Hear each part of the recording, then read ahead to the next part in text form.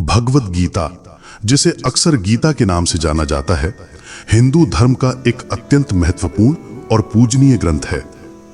ये महाभारत के भीष्म पर्व का एक हिस्सा है, जिसमें कुरुक्षेत्र के युद्ध से ठीक पहले भगवान कृष्ण और पांडव राजकुमार अर्जुन के बीच हुए संवाद का वर्णन है। यह संवाद केवल एक युद्ध के संदर्भ में नहीं, बल्कि जीवन के गहरे दार्शनिक और आध्यात्मिक सत्यों का अन्वेषण करता है, जो मानवता के लिए शाश्वत संदेश प्रदान करता है। हिंदू धर्म में भगवद गीता प्रमुख धर्म ग्रंथों में से एक है। इसे सभी वेद व पुराणों का सार माना गया है, जिसमें लाइफस्टाइल व मैनेजमेंट दोनों के गुर छुपे हुए हैं। यही वजह है कि गीता के उपदेश मनुष्य के आम जीवन से लेकर मैनेजमेंट की कक्षाओं तक पहुंचाए जा रहे हैं। आज हम भी आपको गीता की उन 10 शिक्षाओं के बारे में बताने जा रहे हैं, जो जीवन के हर पहलू व क्षेत्र में उपयोगी है। भगवद गीता की पृष्ठभूमि कुरुक्षेत्र का युद्ध का मैदान है, महाभारत, जहां अर्जुन भ्रमित है और कृष्ण उसके गुरु बनते हैं और उसे इस तरह से मार्गदर्शन देते हैं कि वह अब वो कर सके जो उसे करना है। पूरे विश्व में जितना भी ज्ञान है, उसमें भगवद गीता का ज्ञान सबसे ऊपर और सबसे बढ़कर है। आपकी हर समस्या का हल भगवद गीता में छुपा हुआ है। आपके हर प्रश्न का उत्तर आपको भगवद गीता में मिलेगा। जिसे भी भगवद गीता का ज्ञान समझ में आ गया, वो जिंदगी की बड़ी से बड़ी समस्या को भी हंसते हंसते पार कर जाएगा। सारे वेद शास्त्रों का सार भगवद गीता के ज्ञान में समाया है। श्रीमद् भगवद गीता में कुल 18 अध्याय हैं और 700 श्लोक हैं। जो भी इन 18 शिक्षाओं को समझ लेगा, उसे जिंदगी का सारा ज्ञान समझ में आ जाएगा, जिंदगी का सार समझ में आ जाएगा। तो चलिए अब हम सुनते हैं श्रीमद् भगवद गीता के सभी अध्यायों के ज्ञान का सार। आप सुबह जागते हैं, आप अपने फोन पर स्क्रॉल करते हुए लेटे होते हैं और आपके दिमाग में एक छोटी सी आवाज कहती है कि उठो और दिन की शुरुआत करो। आपके पास करने के लिए काम है, लेकिन एक और आवाज फुसफुसाती है, बस थोड़ी देर और, यहां बहुत आरामदायक है। यहीं से दिन की पहली लड़ाई शुरू होती है। भगवद गीता इन लड़ाइयों की बात करती है, तलवारों से लड़ी जाने वाली नहीं, बल्कि वे जो हमारे भीतर होती हैं। यह हमारे स्वयं के 2 हिस्सों के बीच का युद्ध है। वो हिस्सा जो बढ़ना, सुधार करना और सही काम करना चाहता है, और वो हिस्सा जो असुविधा से बचना चाहता है, शॉर्टकट लेना चाहता है या डर के मारे काम करना चाहता है। भगवद गीता में वर्णित कुरुक्षेत्र के युद्ध क्षेत्र पर दुविधा आध्यात्मिक साहित्य के सबसे गहने क्षणों में से एक है। महान योद्धा अर्जुन अपने कर्तव्य और अपनी भावनाओं के बीच फंसा हुआ है। उसकी उलझन और हिचकिचाहट सिर्फ शारीरिक युद्ध के बारे में नहीं है, बल्कि नैतिक, भावनात्मक और व्यावहारिक संघर्षों के सामने कठिन निर्णय लेने के सार्वभौमिक मानव संघर्ष को दर्शाती है। यह युद्ध सिर्फ उत्पादकता के बारे में नहीं है, यह भावनाओं के बारे में भी है। क्रोध, ईर्ष्या, चिंता, ये सभी निचले स्व के सैनिक हैं। जब चीजें हमारे हिसाब से नहीं होती, वे आगे बढ़ते हैं। लेकिन गीता हमें सिखाती है कि ये भावनाएं समस्या नहीं है, हम उनका जवाब कैसे देते हैं, यही मायने रखता है। सच्चा इंसान झूठे इंसान से तब तक नहीं जीत सकता जब तक वो झूठ, अन्याय और गलत के खिलाफ खुद लड़ने के लिए खड़ा नहीं होता। कई लोग कहते हैं कि आज के जमाने में झूठा जीत जाता है और सच्चा हार जाता है, लेकिन ये सच नहीं है। झूठा इसलिए जीत जाता है क्योंकि सच्चा इंसान अपने प्रति होने वाले अन्याय के खिलाफ आवाज ही नहीं उठाता। अगर सच्चा इंसान अपनी आवाज नहीं उठाएगा, तो लोग झूठे इंसान की आवाज को ही सच समझ लेंगे। पांडव सच्चे थे, हमेशा धर्म पर चलते थे, कभी जिंदगी में कोई अधर्म नहीं किया। फिर भी सबसे ज्यादा दुख उन्हीं को सहना पड़ा सारा जीवन भर। हमेशा बड़ों की आज्ञा मानते रहे, सब जानते हुए भी कि ये गलत है, ये अधर्म है, अन्याय है, फिर भी वो चुपचाप सहते रहे। बचपन से लेकर उन्हें हमेशा अधर्म और अन्याय का ही सामना करना पड़ा, जबकि उन्होंने कभी कुछ गलत काम नहीं किया, हमेशा सच के रास्ते पर चले। लेकिन फिर भी बदले में उन्हें सिर्फ और सिर्फ दुख ही मिला, तकलीफ ही मिली। उसका कारण यह था कि वह अपने प्रति होने वाले अन्याय को, अधर्म को हमेशा चुपचाप सह लेते थे। लेकिन सहते सहते सहते एक दिन जिंदगी में ऐसा आया कि उन्हें उस अधर्म के खिलाफ आखिर में खुद खड़ा होना ही पड़ा, उस अन्याय के खिलाफ लड़ना ही पड़ा, हथियार उठाना ही पड़े। अगर वो उस अन्याय के खिलाफ, अधर्म के खिलाफ लड़ते नहीं, तो शायद उन्हें कभी न्याय मिलता ही नहीं। दुर्योधन दुनिया को यह बता देता कि पांडव ही अधर्मी थे और वही सच्चा धर्मात्मा है। जो लोग ये कहते हैं ना कि सच्चाई का जमाना नहीं है, अच्छाई का जमाना नहीं है, वास्तविकता में उन्हें यह समझ नहीं आता कि चुप रहने का जमाना नहीं है, सहने का जमाना नहीं है। गीता में मार्गदर्शक कृष्ण हमें मन पर महारत हासिल करने का अभ्यास करने के लिए कहते हैं। इन भावनाओं को दबाकर नहीं, बल्कि इन्हें समझकर और इनसे ऊपर उठकर। हमारा हर चुनाव इस बड़े युद्ध में एक छोटी झड़प की तरह है। क्या हम गुस्से में आकर किसी पर झल्लाते हैं, या हम रुकते हैं, सांस लेते हैं और शांति से जवाब देते हैं? क्या हम डर को नई चीजें आजमाने से रोकते हैं, या अपनी क्षमताओं पर भरोसा करते हुए आगे बढ़ते हैं? उच्च स्व हमेशा नहीं जीतता है, और ये ठीक है। गीता हमें याद दिलाती है कि भीतर का युद्ध पूर्णता के बारे में नहीं है, बल्कि दृढ़ता के बारे में है। गीता की सबसे गहन शिक्षाओं में से एक धर्म या उद्देश्य का विचार है। जब आप जानते हैं कि आपके लिए वास्तव में क्या मायने रखता है, आपके मूल्य, आपकी जिम्मेदारियां, आपके लक्ष्य, तो अपने उच्च स्व के अनुरूप चुनाव करना आसान हो जाता है। धर्म को अपना कंपस समझिए। यहां तक कि जब निम्न स्व जोर से बोलता है, तब भी धर्म आपको दिशा देता है। कृष्ण वैराग्य पर भी जोर देते हैं। इसका मतलब यह नहीं है कि आप परवाह करना बंद कर दें। इसका मतलब यह है कि परिणामों के प्रति जुनूनी हुए बिना आप अपना बेस्ट करें, चाहे आप सफल हों या असफल। प्रयास अपने आप में वो है जो समय के साथ आपके उच्च स्व को मजबूत करता है। वैराग्य का यह अभ्यास लड़ाइयों को कम थकाने वाला बनाता है, क्योंकि आप असफलता के डर या निरंतर अनुमोदन की आवश्यकता से दबे नहीं हैं। तो ये दैनिक युद्ध जिनका हम सामना करते हैं, हमारे आंतरिक संघर्ष, हमारी भावनात्मक चुनौतियां, हमारी नैतिक दुविधाएं, वे डरने लायक नहीं हैं, वे अवसर हैं। हर लड़ाई हमें मजबूत होने, ईमानदारी से कार्य करने और अपने वास्तविक स्वरूप के करीब आने का अवसर देती है। गीता हमें याद दिलाती है कि हम योद्धा हैं, दुनिया के खिलाफ नहीं, बल्कि हमारे भीतर की उन ताकतों के खिलाफ जो हमें रोकती हैं। और जब भी हम उच्च मार्ग चुनते हैं, भले ही छोटे तरीकों से, हम एक विजय हासिल करते हैं जिसका जश्न मनाया जाना चाहिए। अर्जुन की दुविधा हमारी अपनी है। युद्ध की शुरुआत में अर्जुन, महान योद्धा, अभिभूत हो जाता है। वह अपने परिवार और दोस्तों से भरी विरोधी सेना को देखता है और संदेह और भय से पैरालाइज हो जाता है। वह सोचता है कि मैं ये लड़ाई कैसे लड़ सकूं, इसका क्या मतलब है। यहीं पर कृष्ण उसके मार्गदर्शक के रूप में कदम रखते हैं। वे अर्जुन को समझाते हैं कि युद्ध सिर्फ सामने वाले लोगों के बारे में नहीं है, ये अपने धर्म, अपने उद्देश्य को पूरा करने और अपने आंतरिक भयों और आसक्तियों से ऊपर उठने के बारे में है। अर्जुन का संघर्ष उन सवालों का दर्पण है जो हम सभी खुद से पूछते हैं।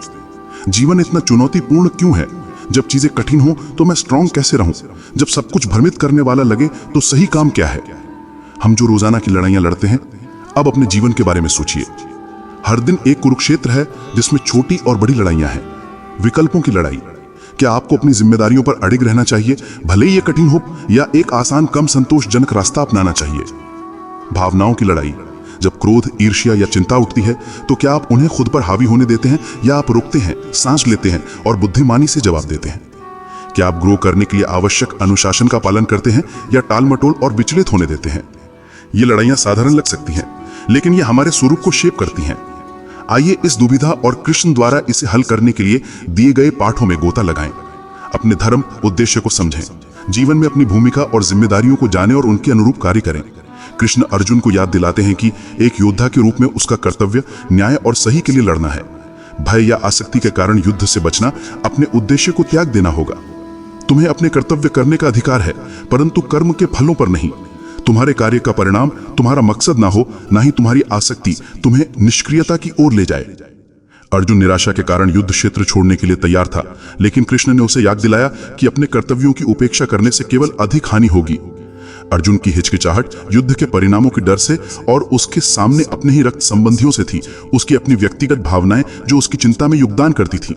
हमारे जीवन में जब कठिन परिणामों का सामना होता है, तो खुद से पूछें, मेरी जिम्मेदारी क्या है?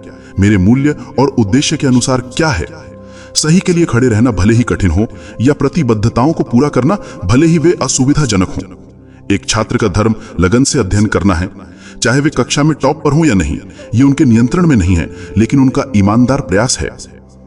कृष्ण हमें इस श्लोक से सिखाते हैं कि हम अपने उद्देश्य की पहचान करें और उसे पूरा करने पर ध्यान केंद्रित करें। निरंतर सत्यापन की आवश्यकता या असफलता के डर को छोड़ दें। परिणामों की चिंता से लकवाग्रस्त हुए बिना समर्पण के साथ कार्य करें। जब हम कर्म पर ध्यान देते हैं, यानी बिना आसक्ति के कार्य, जो निष्काम कर्म या निस्वार्थी कर्म है, तो हम स्वयं को जीवन के बड़े प्रवाह के साथ संलयन करते हैं। हम इतिहास रचते हैं, ठीक वैसे ही जैसे अर्जुन को अपने धर्म के साथ संलयित होने के लिए प्रोत्साहित किया गया था। परिणाम से वैराग्य रखें, अपने कार्यों पर ध्यान केंद्रित करें, परिणामों पर नहीं। कृष्ण बताते हैं कि अर्जुन का काम ईमानदारी और सत्यनिष्ठा के साथ लड़ना है, लेकिन युद्ध का परिणाम उसके नियंत्रण में नहीं है। सफलता या असफलता के प्रति आसक्ति के बिना कार्य करना मन को अनावश्यक चिंता से मुक्त करता है। गुस्से में बोले गए कड़वे शब्द इतने जहरीले हो सकते हैं कि वे आपकी सैकड़ों प्यारी बातों को पल भर में मिटा सकते हैं। जिस इंसान को अकेले में रोकर चुप होना और अपना दर्द छुपाना आता है, वही आज की दुनिया में सबसे ताकतवर होता है। हर किसी को अपना समझना बंद कर दो, हमेशा खुश रहोगे। जितना हो सके खामोश रहना ही अच्छा है, क्योंकि सबसे ज्यादा गुनाह इंसान से उसकी जुबान ही करवाती है। दर्द कम नहीं होता, बस सहने की आदत हो जाती है। सांप के दांत में, बिच्छू के डंक में और इंसान के मन में कितना जहर भरा है, कोई नहीं बता सकता। किसी को भी अपना दर्द और अपनी खुशी नहीं दिखानी चाहिए, क्योंकि लोग तुम्हारी खुशी में नजर और तुम्हारे दुख में नमक जरूर लगाते हैं। खामोशियां कभी बेवजह नहीं होती। कुछ दर्द ऐसे होते हैं जो आवाज तक छीन लेते हैं। इंसान का मन उसका सबसे बड़ा दुश्मन और सबसे बड़ा दोस्त है। यदि मन आपसे जीत जाता है तो वो आपका दुश्मन बन जाता है, और यदि आप मन से जीत जाते हैं तो वो आपका सच्चा दोस्त बन जाता है। अशांत मन को नियंत्रित करना कठिन है, लेकिन अभ्यास के द्वारा इसे वश में किया जा सकता है। भगवान श्री कृष्ण कहते हैं, सुख दुख का आभास करना आत्मा का काम नहीं, शरीर का काम है। मान हानि का दुख, अपकीर्ति की पीड़ा, जीतने का आनंद या हारने की पीड़ा भी आत्मा को नहीं होती। ये तो मन की शरारत है। मन शरीर रूपी रथ का सारथी है। ये मन ही इंद्रियों के घोड़ों को इधर उधर भटका देता है और यौवन के आवेश में चंचल हो जाता है। ये मन शरीर से भी मोह करता है, अपनी खुशियों से भी मोह करता है और अपने दुखों से भी मोह करता है। हे धनंजय, योग में अपने कर्तव्यों को दृढ़ता से करो। सफलता और असफलता के प्रति आसक्ति का त्याग करो। दोनों परिणामों, सफलता और असफलता, को संभाव से व्यवहार करो। ऐसी संभाव योग कहलाती है। अक्सर लोग अतीत की यादों व भविष्य की चिंताओं में रहते हैं, जबकि गीता मनुष्यों को वर्तमान में जीने की कला बताती है। गीता के अनुसार जीवन का आनंद न तो बीते हुए कल और न ही भविष्य में है, बल्कि जीवन का आनंद वर्तमान में जीने में है। वर्तमान पर ध्यान देने पर भविष्य अपने आप अच्छा होगा। हमारे जीवन में हम अक्सर कार्य करने में हिचकिचाते हैं, क्योंकि हमें असफलता या अस्वीकृति का डर होता है। कृष्ण की सलाह है कि अपना सर्वश्रेष्ठ करें और परिणाम को नियंत्रित करने की आवश्यकता को छोड़ दें। चाहे आप सफल हों या असफल, प्रयास अपने आप में सार्थक है। कृष्ण अर्जुन को सलाह देते हैं कि वह परिणाम से अनासक्त होकर कार्य करे। ये दृष्टिकोण चुनौतीपूर्ण परिस्थितियों में भी विचारों की स्पष्टता और स्थिरता सुनिश्चित करता है। वैराग्य का अर्थ है सफलता और असफलता को एक ही सिक्के के दो पहलू के रूप में देखना। दोनों अस्थायी हैं और आपके आत्म मूल्य को निर्धारित नहीं करना चाहिए। यदि एक एथलीट दौड़ जीतता है तो ये उसके प्रयासों का परिणाम है। यदि वे हार जाते हैं तो भी उन्हें अनुभव प्राप्त होता है। दोनों ही मामलों में ध्यान निरंतर विकास पर केंद्रित रहना चाहिए। समभाव ही सच्चा योग है। कृष्ण योग को किसी भी परिस्थिति में संतुलन बनाए रखने के अभ्यास के रूप में परिभाषित करते हैं। यह मानसिक अनुशासन हमें सफलता के उच्च स्तरों या असफलता के निम्न स्तरों से जमीन से जुड़े और मुक्त रहने में मदद करता है। व्यक्तिगत आसक्तियों से ऊपर उठें, भावनाओं को अपने निर्णय को धूमिल न करने दें। अर्जुन का अपने परिवार के प्रति प्रेम और अपने बड़ों के प्रति सम्मान उसे लड़ने में अनिच्छुक बनाता है। कृष्ण समझाते हैं कि व्यक्तिगत आसक्तियों से चिपके रहना हमें अपने जिम्मेदारियों को पूरा करने से रोक सकता है। कर्म को केवल दिव्य के लिए बलिदान के रूप में किया जाना चाहिए, अन्यथा यह हमें भौतिक संसार से बांधता है। इसलिए हे अर्जुन, अपने कर्तव्यों को आसक्ति से मुक्त होकर करो। रिश्तों को आत्मा के लेंस से देखें।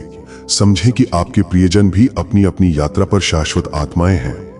यह दृष्टिकोण हानि के डर को कम करता है और बिना किसी शर्त के प्यार को बढ़ावा देता है।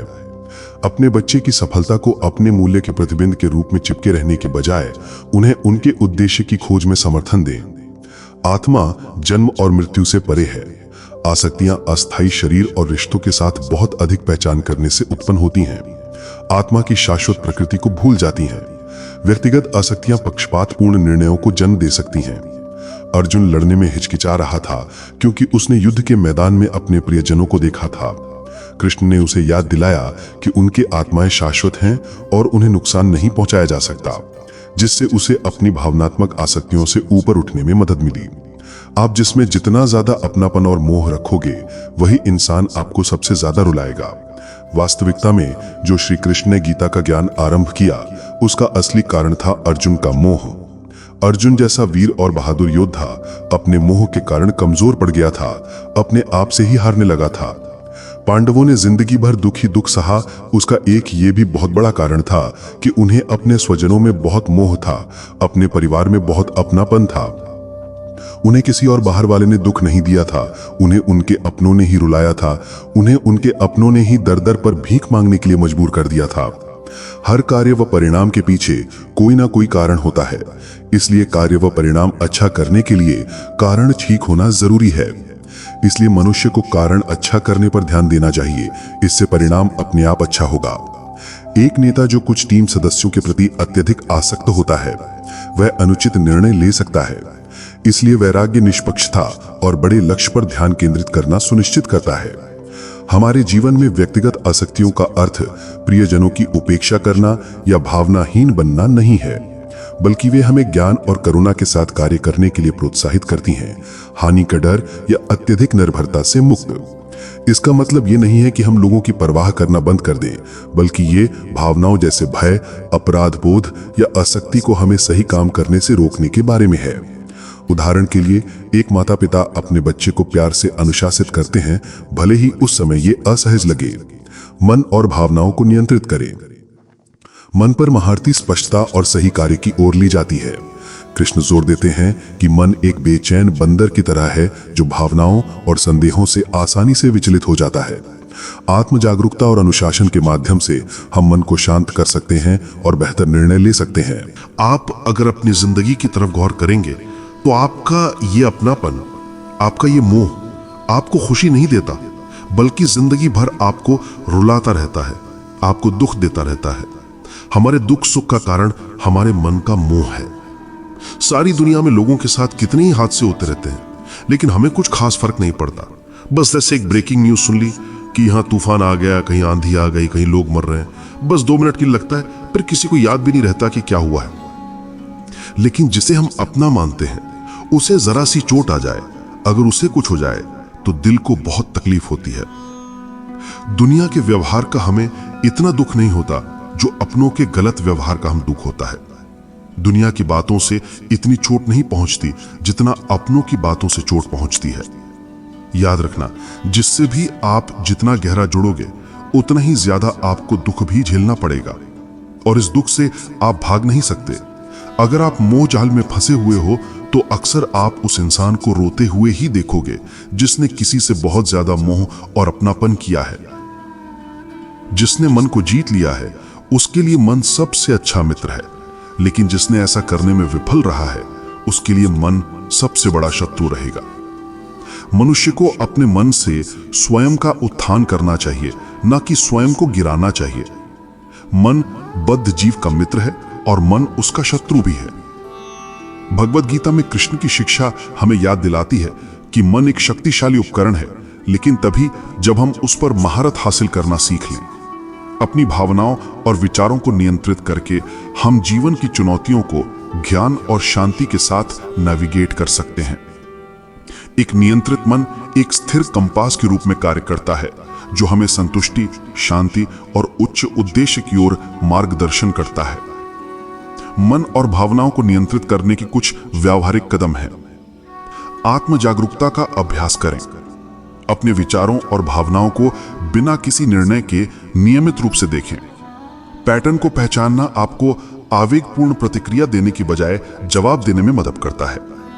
जब आपको गुस्सा आता हुआ महसूस हो तो रुकें और खुद से पूछें कि इसका कारण क्या है, मुझे रचनात्मक रूप से कैसे जवाब देना चाहिए।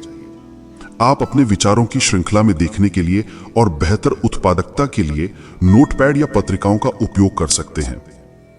जो लोग छोटी छोटी बातों पर बहुत जल्दी क्रोध में आ जाते हैं, उनका वो गुस्सा, उनका वो क्रोध आखिर में उनको बर्बाद कर देता है। जो लोग बहुत जल्दी गुस्से में आते हैं, सबसे पहले तो उन्हें अपने रिश्तों में कभी सच्चाई नहीं मिलेगी। सब ऐसे लोगों से डरते रहते हैं कि न जाने उसको किस बात पर गुस्सा आ जाए। ऐसे ही लोगों के बारे में हम सुनते हैं कि अचानक से हार्ट अटैक आ गया, ब्लड हाई हो गया। ऐसे लोगों की जिंदगी ही छोटी हो जाती है। ऐसे लोगों को दुनिया मेंटली अनस्टेबल समझती है, शॉर्ट टेम्पर्ड समझती है कि पता नहीं इसको कब क्या हो जाए, इसे कुछ नहीं बोलो तो अच्छा है। जैसे हर जगह पर चुप रहना ठीक नहीं, वैसे ही हर बात पर गुस्सा करना भी ठीक नहीं। कहां चुप रहना है, कहां बोलना है, इन सब बातों का ज्ञान, इन सब बातों का विवेक श्रीमद् भगवद गीता सिखाती है। दिनचर्या के माध्यम से अनुशासन। कृष्ण ध्यान और लगातार आदतों जैसे अभ्यासों के माध्यम से अनुशासन की वकालत करते हैं। एक अनुशासित जीवन एक संतुलित मन बनाता है। शांति और एकाग्रता विकसित करने के लिए अपने दिन की शुरुआत माइंडफुलनेस या योग से करें। इच्छाओं और विरक्तियों से वैराग्य रखें। भावनात्मक उतार चढ़ाव अक्सर अत्यधिक आसक्ति या विरक्ति से उत्पन्न होते हैं। भगवान श्री कृष्ण कहते हैं कि दुनिया में कोई भी व्यक्ति, वस्तु, घटना, परिस्थिति स्थायी नहीं है, वो बदलते रहते हैं। इनमें आसक्ति रखने से ही सुख व दुख होते हैं। इसलिए हर परिवर्तनशील चीज को दर्शक की तरह देखते हुए जो स्थायी परमात्मा तत्व है उसमें खुद को लगाना चाहिए। इससे मनुष्य सुख व दुख दोनों से ऊपर उठते हुए परम आनंद को प्राप्त कर सकता है। जीवन के उतार चढ़ाव को स्वीकार करना सीखना संतुलन बनाए रखने में मदद कर सकता है। सफलता से अत्यधिक आसक्त होने के बजाय सफलता और असफलता दोनों को सीखने और बढ़ने के अवसरों के रूप में देखें। सचेत कार्य। चिंताओं या अनावश्यक विचारों या सूचनाओं से विचलित हुए बिना अपने कार्यों में पूरी तरह से संलग्न रहें। काम करते समय पूरी तरह से वर्तमान कार्य पर केंद्रित करें, बजाय इसके कि आपका मन अन्य चिंताओं में भटक जाए। अपने फोन को बंद कर दें, सभी विकर्षणों को शांत कर दें, प्रकृति में पक्षियों को सुनने में कुछ समय बिताएं और धैर्यपूर्वक अपने साथ बैठें। हमारे जीवन में जब दुविधा का सामना हो, पीछे हटें, रुकें, सांस लें और विचार करें। आवेग और कार्य के बीच का यह अंतर आपको भावनात्मक रूप से प्रतिक्रिया करने के बजाय बुद्धिमत्ता से जवाब देने में मदद करेगा। बड़ी तस्वीर देखें, अपने कार्यों को बड़े अच्छे के साथ संलग्न करें। समझें कि जीवन की चुनौतियां एक बड़े दिव्य प्लान का हिस्सा हैं। गीता मनुष्य को निडर होकर जीना सिखाती है, क्योंकि व्यक्ति को सबसे ज्यादा डर मरने का लगता है, जबकि गीता कहती है कि शरीर और आत्मा दोनों अलग अलग हैं। इनमें शरीर तो हर पल बदलते हुए अंत में खत्म हो जाता है, लेकिन अजर और अमर आत्मा को कर्म के अनुसार फिर नया शरीर या मोक्ष प्राप्त होता है। इसलिए शरीर के बूढ़े होने या मरने की चिंता व डर नहीं होना चाहिए। कृष्ण अर्जुन को बताते हैं कि आत्मा शाश्वत है और जीवन और मृत्यु एक बड़े कॉस्मिक चक्र का केवल हिस्सा है। तत्काल संघर्षों से परे देखकर हम साहस और शांति पा सकते हैं। जैसी आत्मा इस शरीर के भीतर बचपन, युवावस्था और वृद्धावस्था से गुजरती है, उसी तरह मृत्यु के समय यह दूसरे शरीर में प्रवेश करती है। बुद्धिमान इस संक्रमण से विचलित नहीं होते। जीवन परिवर्तनों की यात्रा है। कृष्ण समझाते हैं कि जीवन में निरंतर परिवर्तन शामिल है, चाहे वो शारीरिक विकास हो, भावनात्मक चरण हो या मृत्यु पर आत्मा का संक्रमण भी हो।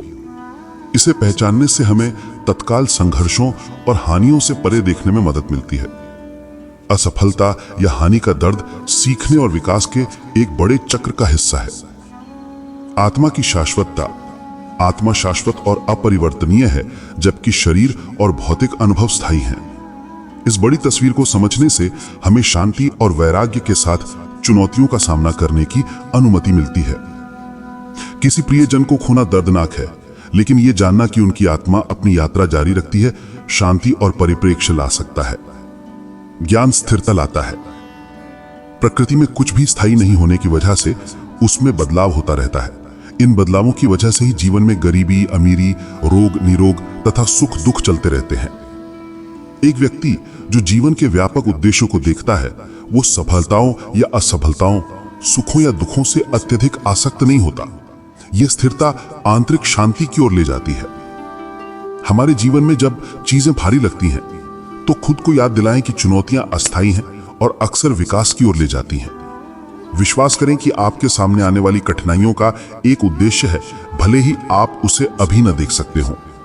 जीवन की छोटे विवरणों से परे जाएं और शाश्वत सत्यों पर ध्यान केंद्रित करें। जब जब धर्म का ह्रास होता है और अधर्म बढ़ता है, हे अर्जुन, उस समय मैं स्वयं को प्रकट करता हूं, धर्म की रक्षा करने, दुष्टों का नाश करने और धर्म को फिर से स्थापित करने के लिए। मैं युग युग में प्रकट होता हूं।